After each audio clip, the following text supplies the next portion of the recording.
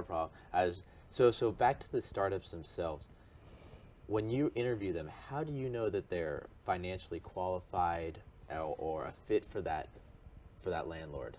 Is it they're about to raise their next round of funding, they have money in the bank, or they're talking to investors?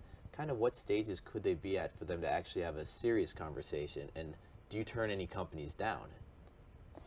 Typically, I tell my clients that these landlords are looking for a profit and loss sheet, a balance sheet, an income statement. For the last 3 months? Usually for the last 2 years, but they don't have 2 years worth of that kind of information. But whatever they can provide, so their angel investing, who their backers are. Okay. So if you had some big name backers or an angel group or VCs, that helps a lot. Right, and also if they have money in the bank so that they can show they've got so much cash in a bank account that they can support.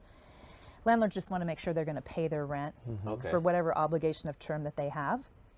Because, a lot of startups burn through cash. They've got a high burn rate. So the landlords just want to make sure that, because they're investing in that company when you think about it. Yeah. It's, it's money that they're generating every month. And so they want to make sure they're going to pay their bills. And then there's personal guarantees that are often asked for. Okay. From startups. So with that personal guarantee, say I'm the founder of the company, is it me and my whole team that's guaranteeing? Is it just me and the other co-founder? Is it me? What's the guarantee on? It's usually a personal guarantee. It could be a person who's one of the corporate officers who would be willing to guarantee the lease. People are not always that inclined to want to do that and put their own assets on the line. So sometimes they'll ask for a letter of credit. Or an increased security deposit is another option. Right. So, they really want to just try to cover upfront costs like commissions, tenant improvements, any sort of concessions that have been given to these startup companies. Can you tell me about the tenant improvements, exactly what that is? And before answering that, I just wanted to make another statement. If you want more information on this or any of the other topics we've covered, please visit us at SiliconValleySuccesses.com. Once again, that's SiliconValleySuccesses.com. All right. Back to you. So what's tenant improvements? Well, tenant improvement is really the criteria and the preparation of the space for the tenant to operate in their own business operations. So it's a matter of, for example, putting up walls, putting up offices, conference rooms. Okay. It could be a kitchenette. It could be something like that. So it really up to the specs and design of the tenant. And then that will be negotiated with the landlord who pays for what, how much of free rent that they can get, and this is where the brokers come in, and they can negotiate that on behalf of the tenant and the landlord. So the broker can come in and you go to the broker, listen, I want 1 month free rent or 3 months free rent. What's common, or what areas can a broker negotiate for the landlord or the tenant?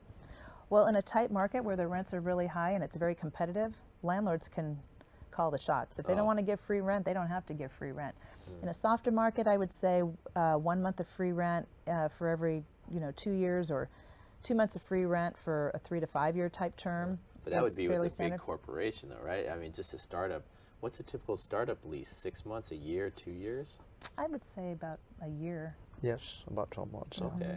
And if, say, 11 months in, the startup goes, we're going to have to file for bankruptcy, sorry, and that personal guarantee, I really have no money because I spent all on the startup. What happens then?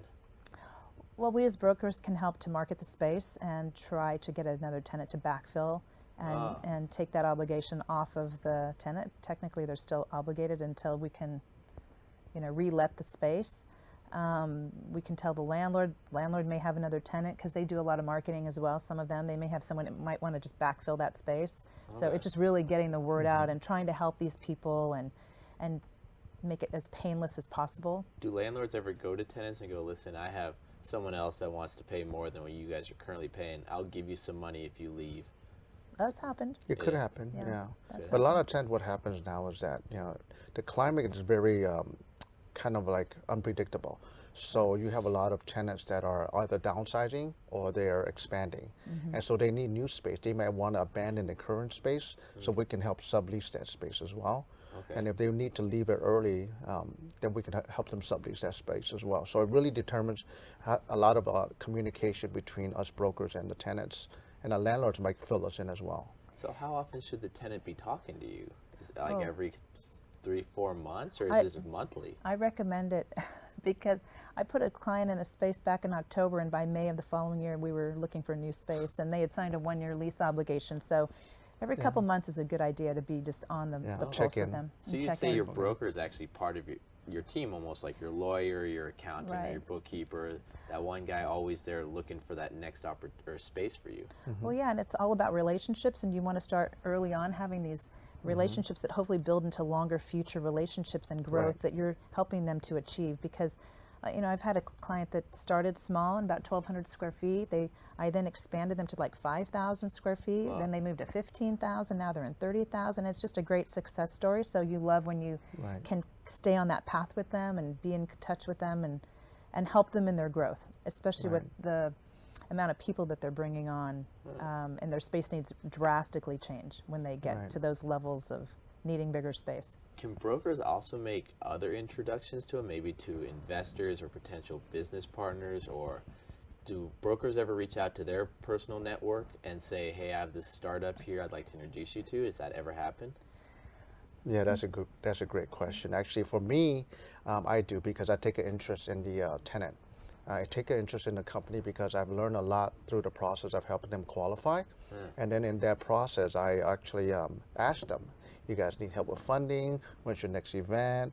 Would you like to be close to another type of tenant or a type of investors? Because we'll know who's in the building or who's nearby. And so I like to connect them and make sure that they're also successful in their business, hopefully. We play a role in that because a successful tenant will be a successful future business, and they might grow, and we can help them there as well. And then the landlord will also help out because they'll know that they want their tenant to be financially successful, so they can, grow and take care of their property.